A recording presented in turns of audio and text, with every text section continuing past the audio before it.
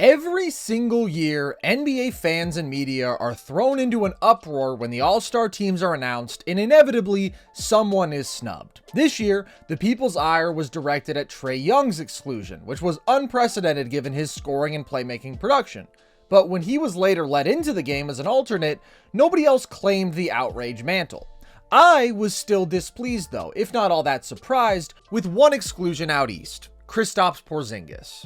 And maybe KP doesn't fit the prototypical all-star snubs profile in terms of gaudy raw production, but when you consider efficiency, defensive impact, and major contributions to winning, he clearly deserved to be an all-star this year. Porzingis has had moments where he was more in the national spotlight, his New York days when he was first traded to Dallas to pair up with Luka, but he has never played better basketball than he is right now. The signs were all there last season. Porzingis set a career high in points per game on what was easily his career best efficiency while having an excellent bounce back defensive season. And in terms of athleticism and health, he clearly looked the best that he had since his New York days. People just didn't really care because he was doing it in Washington. But I loved Boston's move to add KP because drop that same player on a contending team and he is a game changer.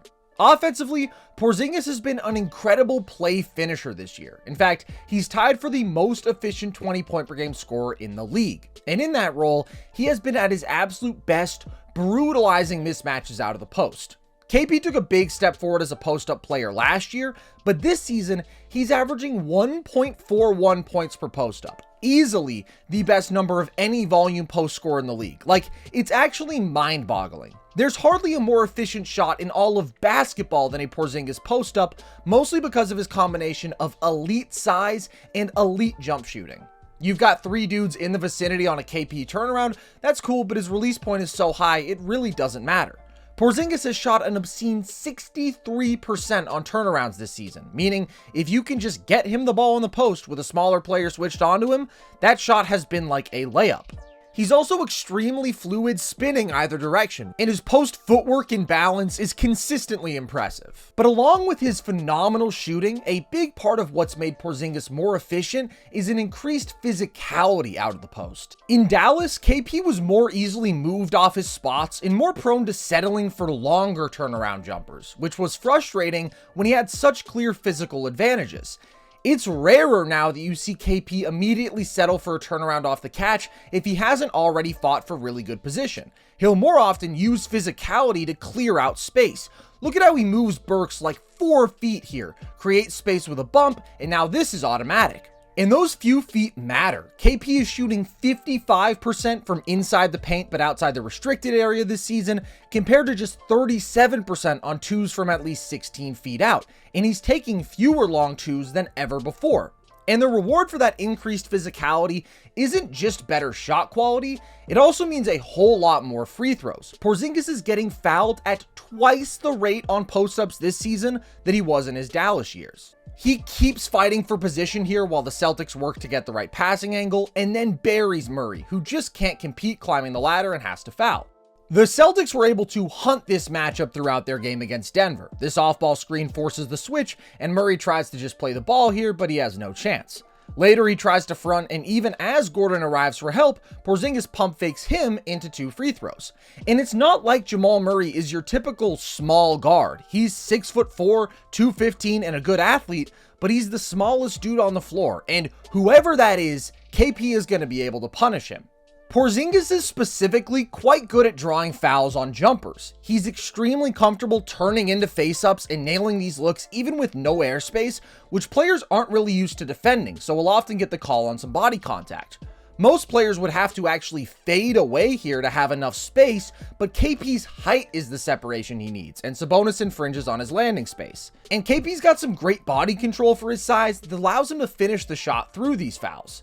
So he's a shot-making and foul-drawing monster, and he's performed well against every coverage he's seen this year. He's such a jump-shooting machine that you want to try to deny him the ball, but he's a massive target against fronts, and you certainly can't try it without help. But if that help is there, KP hasn't been easily rattled off the catch this year. Watch how he scans the floor, keeping the ball high, and hits White on the money.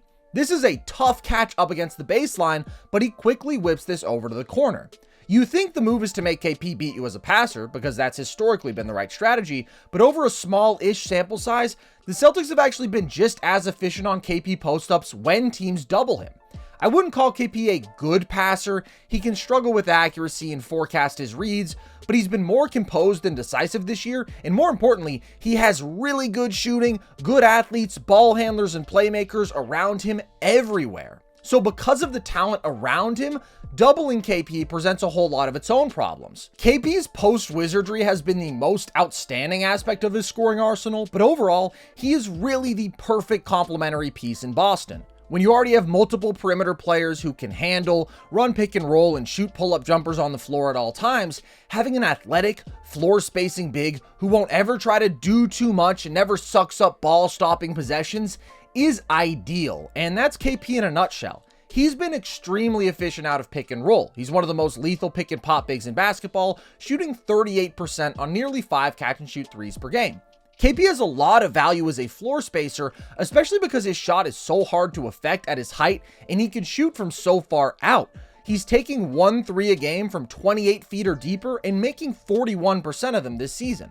So even if he doesn't touch the ball, he demands defensive attention that gives his teammates cleaner driving lanes. Bam can't abandon KP to get in front of White and challenge this drive, so it's an easy layup. Here, Miami switches because Bam guards so well in space, but Highsmith has to stay attached to KP, so it still results in a true one-on-one for a very good scoring wing. KP is also a very effective roller, and he's been doing so more this year, attempting a career-high 25% of his shots at the rim, up from just under 17% last year. He is a massive target and a fluid athlete who can climb the ladder at 7'3", and look at the reach here.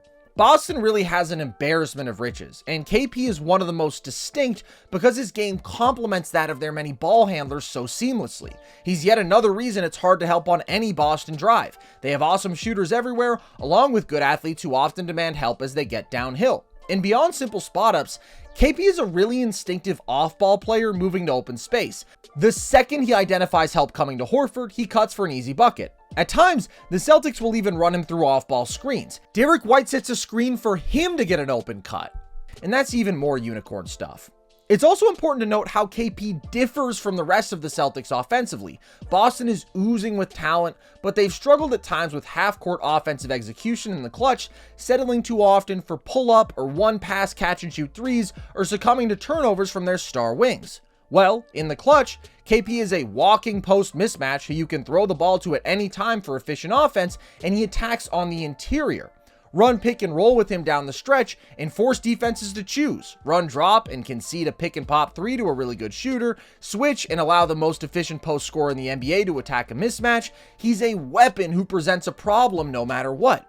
Introducing a distinct star like that makes a huge difference. He adds new dimensions to this offense. Of course, it's gonna come down to Tatum delivering in the clutch for them in the playoffs, but over a small sample size this year, KP has been their leading clutch scorer on absurd efficiency, and I hope he can break some of their lulls.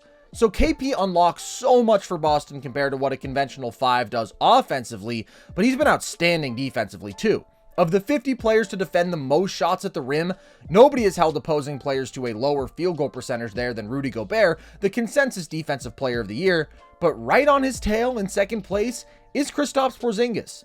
KP normally sits in a conventional drop coverage where his exceptional size and length, 7'3" with a 7'6" wingspan, makes him very difficult for players to finish around if he just challenges them vertically.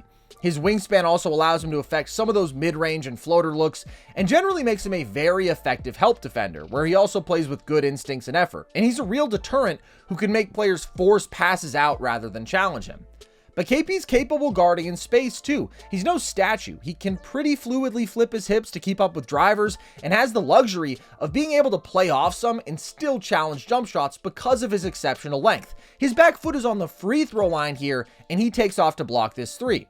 He's not a perfect defender, he's not elite in terms of versatility, and really physical players can win against him, although his length is often still a disruptor, but he's done his job really well and is a key part of an elite defensive machine. The Celtics are 3rd in defensive rating and particularly specialize in taking away the rim and forcing offenses into those tougher mid-range looks. Of course, their outstanding perimeter defenders are a big part of that, but so is KP. I'm just not sure how he could be doing his job like any better. And when I look at some of the All-Stars selected above him, I do not think they've been as impactful to winning. I know Julius Randle's volume stats look better, but he's a ball-stopping, below-average efficiency scorer who doesn't have nearly KP's defensive impact. Paolo Banchero is awesome for a second-year player, but the Magic are a playoff team because of a great team defense that he's just a small part of. Their offense has struggled. Orlando ranks 24th in offensive rating, and as a number one option, Paolo has been up there for the least efficient star in the league and has been an erratic jump shooter whose team has been 9 points per 100 possessions better when he sits. Scotty Barnes is playing so well, but he's also struggled with efficiency and is on a really bad team. Not to mention, he's not even outscoring KP despite being a number one option. All those guys have the raw numbers, but they also all have major flaws, whereas KP is doing his job, and a very unique job at that, damn near perfectly for a dominant team. And KP last year was scoring more than two of those guys are this year, way more efficiently with real plus defense, and got no all-star looks because his team sucked, but they sucked less than Scotty's team does right now. His raw numbers are down a little bit this year, but he's scoring more efficiently with better defense on the runaway best team in the league, and he still doesn't get acknowledged. If I wanted to build a winning basketball team this year, forget what Paolo and Scotty will be, because I do think that aura and projection influences these selections. There's no question I'd take KP over all those guys. And although I think Jaylen Brown deserved to be an all-star no matter what, KP's been the second best Celtic over him too. What Brown does, athletic wing bucket getter who does so with mediocre efficiency and below average playmaking, is just more replaceable than 7'3", great shooter who is the most efficient post scorer in the league, fits in perfectly everywhere offensively, and is an elite rim protector. That's not knocking Brown. KP is just a very rare breed. Porzingis came into the league booed by his own team's fans, then proclaimed a unicorn and future superstar, then injured, traded, and ultimately deemed a disappointment. It's been quite a ride. And honestly, Dallas KP frustrated me. But this is a different man. This is a healthy veteran who's grown into his game and been put into a situation where he can channel all his skills toward trying to win a damn ring. And he's delivering. And if Boston gets the job done, even though KP wasn't an all-star, he'll have something a little better.